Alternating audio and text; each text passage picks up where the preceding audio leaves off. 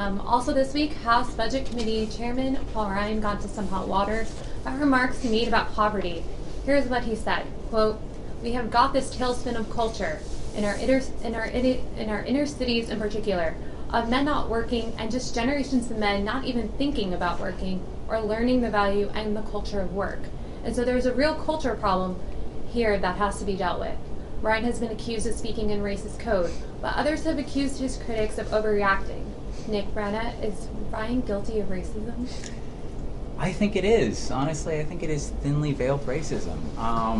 It's no longer acceptable to say the N-word. So things like, urban poor have replaced it. Things like the terminology that Ryan used.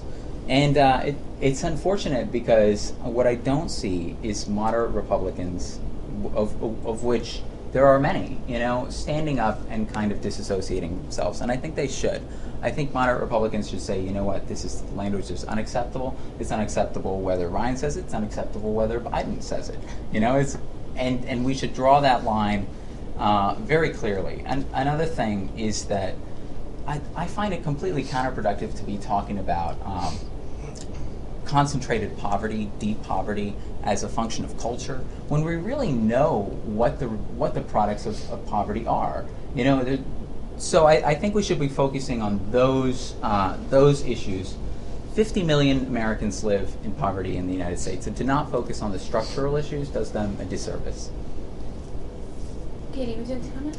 Yeah, I really am struggling to find racism in his words at all. I think if we want to help, the inner city, they're mostly blacks. That's just a simple truth.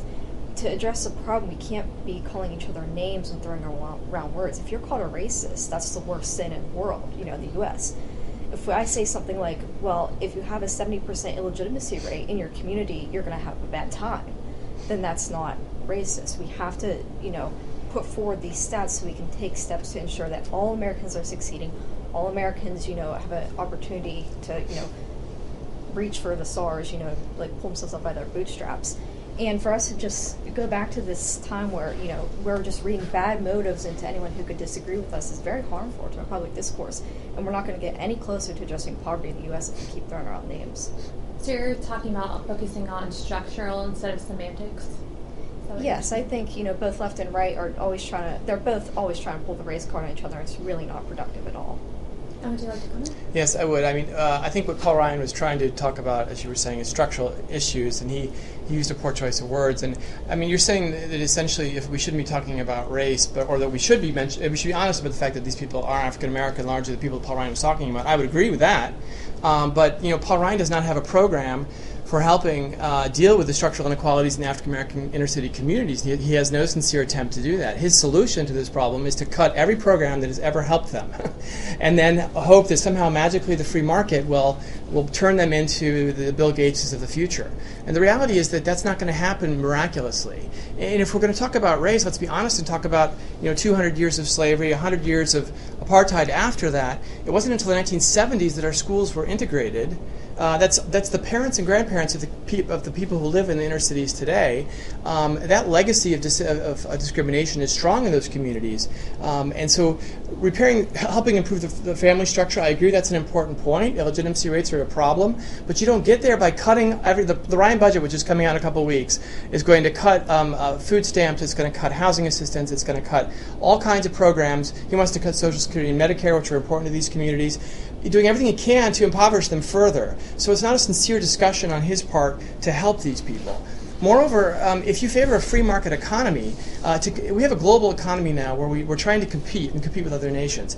If you're going to have a free market economy, you need to have some measures that improve outcomes, because otherwise you're going to have winners. A free market produces winners and losers. And unless you want to have 30% of your society who are permanent losers, who live in utter poverty, you have to have some public programs that try to equalize opportunity and give them educational opportunity, equality of opportunity for the coming generation, or else you're just going to have structural losers. And that's not the American way. So I agree with Paul Ryan that we have problems in our inner cities, but we need solutions that are actually trying to help these people and not make them worse off.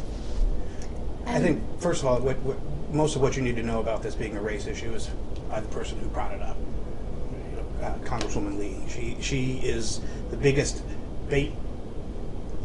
race baiter that's out there, and her jump to the House floor to make this an issue that shouldn't have been an issue is just pure, politicking on her part.